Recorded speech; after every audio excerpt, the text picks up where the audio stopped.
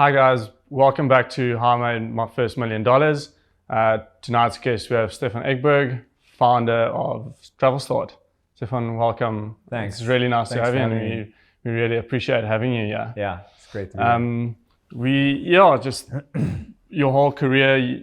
I know you were a DJ when you were younger. Yeah. That's where you started out, and then it was to secondhand clothing, and you had DJ stores and everything. Yeah. How did the transition get into the travel agency, travel business? Well, I mean, so in the early '80s, I had a girlfriend. Her mom didn't really think that being a DJ was a proper job, so I got a job in a travel agency to work there daytimes, but I was extremely lucky because my boss was a legendary guy, 30 years older than I am, and he really knew the craft really well. And so he really taught me how the whole industry works, where to make money and, where to lose money and sort of basically how the whole ecosystem works. So I think I got probably the best education in the world on how the travel industry works. So from that I could sort of do basically anything. Yeah. And you also, when I did my research, you also spoke about timing because you started another travel agency quite a bit earlier, and you said like everything was there, but the back end, the infrastructure wasn't there yet, if I understood that correct. Yeah, so I'm not sure which one you're referring to. So I had that Mr. Jets. had that job for 2 years. So that was early '80s, and then sort of late '80s, what happened was that I came across this small business that was failing, and I negotiated with the owners to acquire the business for $10,000, and I didn't have $10,000, so I had to sort of pay it off, over some time. But they were happy to just get out. But actually, what they did was, they worked with a company in Germany, and this was sort of like 7 or so years before internet started to take off, and they did what internet later did, but on floppy disks that were distributed all over the world. And I saw an opportunity in this, and built a formidable business out of that. But we made a lot of money, but eventually we lost it because we needed so much credit in order to grow. So basically that's where I made my first million. And was growth capital hard to find in those days? Yeah, because sounds like what you needed. No. You just needed growth capital. Was impossible. So I spent more time at the bank, than running at the office. business. And then eventually, I needed to start to find capital on the outside, and the whole real estate industry was going crazy, sort of, in the beginning of the '80s, and so eventually one of the larger, real estate, businesses in Sweden ended up acquiring, 90% of the business from me, and so that's how I made my money. And is this Travelstart? Or no. This is pre-Travelstart? way before. And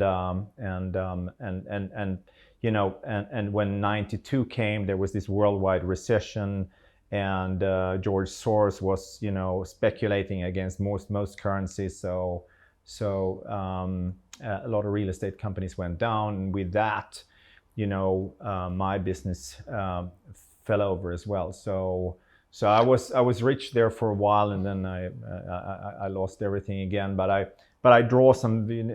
learned some incredibly valuable lessons from that. So. And then expensive school fees. Yeah. But it was all part of learning. So I believe that running into difficulties and dealing with problems is actually how you grow as a person, and how you grow your business. Yeah. Taking that into account, obviously, I don't know how many people know the Travelstart story where you actually sold Travelstart and then bought it back at a later stage. Do you think that prepared you like. Oh yeah, absolutely. Those things. That was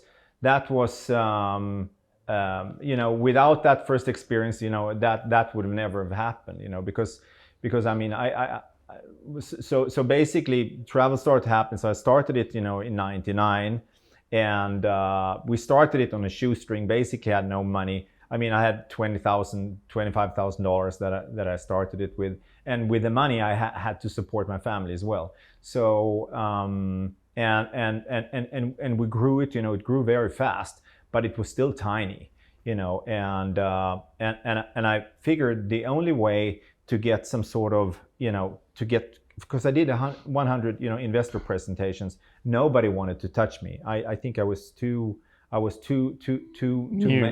male, too, I don't know, no, I was too old maybe, and couldn't raise anything. So a student from a business school told me, he loved what I was doing, and he was super supportive to me. And he said, you know what, you just need to get international exposure. They won't get it here in Sweden. And so I said, okay, how do you do that? How do you get that? He said, you write a report. And I said, how do you write a report? And he said, well, so he taught me. And so anyway, so he said, okay, I'll join you and help you write the report. So we wrote this report about, the growing landscape of online travel in Scandinavia. And we just published it online for free. And we just sat there seeing it downloaded from VCs, from universities around the world, from, competitors around the world. 2 months later, the company was sold. Oh, really? It was unbelievable, That was quick from writing the report to getting it was unbelievable, because the thing is that, obviously, so we wrote about, how the industry was emerging, who the players were, and, obviously Travelstart, we wrote this Travelstart as the main player, which was honestly not really true at the time, but we became the main player for sure, though. Yeah. So do you think that was the biggest pivotal moment in Travelstart's career, of putting it on a different trajectory? No. What would you say was the biggest? We had quite a few of those, actually. So I think one of them was, so basically what happened was I sold it to a German business that was backed by Goldman Sachs and Deutsche Telekom, and they had tons of money, and they just plowed money into the whole thing. And but the business model was just based on, quick roll up, listing it on Nasdaq, and in 2000. And what happened was in March 2000, everything fell, and so. And there was no plan B. There was no plan of actually building a real business. And so I managed to, so everything collapsed. So I managed to repurchase the business that I've sold. And I think that was a pivotal moment for me, sort of both the process on how to see, the thing is that everything is possible. You can always negotiate yourself out of any situation. And if we have time for this, just indulge me here for a second. So all the time in the world. So I'll tell you. So the holding company was a German company. The laws in Germany are very, very strict. You can't sort of just negotiate with them. It's like you need apostilles just to go to the bathroom almost in Germany. And I could not negotiate with the lawyers to purchase the business. They just wouldn't listen. So anyway, so eventually I found a law firm in Germany, and my lawyer was playing tennis with the lawyer on the other side. And so I said to him, so when you're in the dressing room after tennis, can you just sort of launch him the idea of how I can repurchase the company? And the deal was struck in a sauna between these two guys. and man, I was really trying to, figuring out how we could do that deal. And so I managed to repurchase the company. And obviously after that, I was very determined of, making it a success. Do you think that was your best business strategy, is selling your company and then buying it back for a fraction? So no, joking no. around. A lot of people have done that, but you know that is actually not a bad strategy at all. Actually, you know, if you're just gonna have the guaranteed price lower. After you've sold it. No, at the end of the day, you have to provide some value to customers that they're willing to pay for. You know, Yeah. Another question that I had on doing my research, a lot of the words that you use is persistence, perseverance, etc. Yeah. But a word that you, funny enough, use quite a lot is being naive. Naive, yeah. Why do you think that's so important in your business career? Is that naivety in your thought pattern? Because I think that naivety is, you know, sometimes I think a little bit, you know, you have to be naive, you know, to have children, for instance, thinking that you're able to, I mean, everybody can have children, but raising children is so hard. You don't know what you're getting yourself into, and you also don't know what you're getting yourself into when you start the venture. And I've thought about this so many times because I've started ventures so many times, and it's like most of the time you actually don't know what you're getting yourself into, but you're so excited about the opportunity. And I think that excitement, you know, carries you a long way, because, you know, it awakens your curiosity. You know, it makes you stay up at night researching, talking to people that you normally wouldn't talk to, find solutions that others maybe wouldn't necessarily think about. Yeah, you just said something there is like a young person talking to people that you normally wouldn't talk to. Yeah. I think that being naive and naivety is for a young guy in his 24s or 25-year-old, not knowing exactly how powerful the guys are and who he's pitching. Yeah. It's just that bit of ignorance. Yeah. Can take you so far in a conversation. I think ignorance is a great asset, actually. Yeah.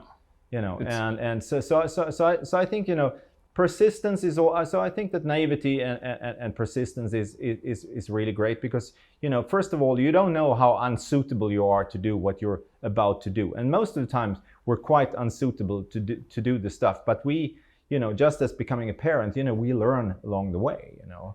And then persistence, you just sort of, you don't really give up until you find a desired result, you know. Yeah. And that's obviously one of the things that keeps me sort of.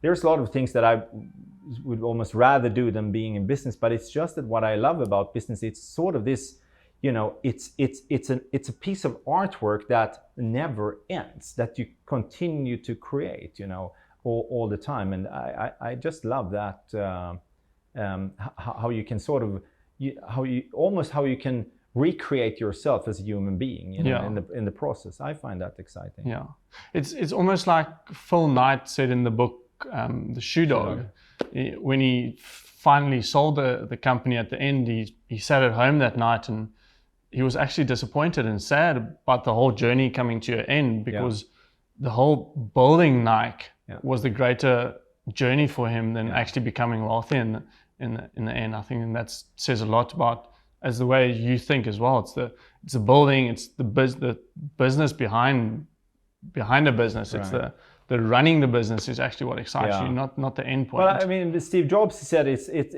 you know, the journey is the goal. I think it's something like that, and he probably stole that from somebody else, as he always did. But I do think, you know, looking back, you know, so sort of the end results, of course, you know, you want to be able to take your kids through school, you want to be able to afford those things that you were dreaming about, you know, in your life. But you know, once you have them, you know, it can be quite empty if you don't find something to wake up for. Exactly, and that's what it's all about. You know, actually having some reason to wake up in the morning. Yeah. You know, especially when you get to my age, you know, it can become, you know, if you're accomplished and you don't.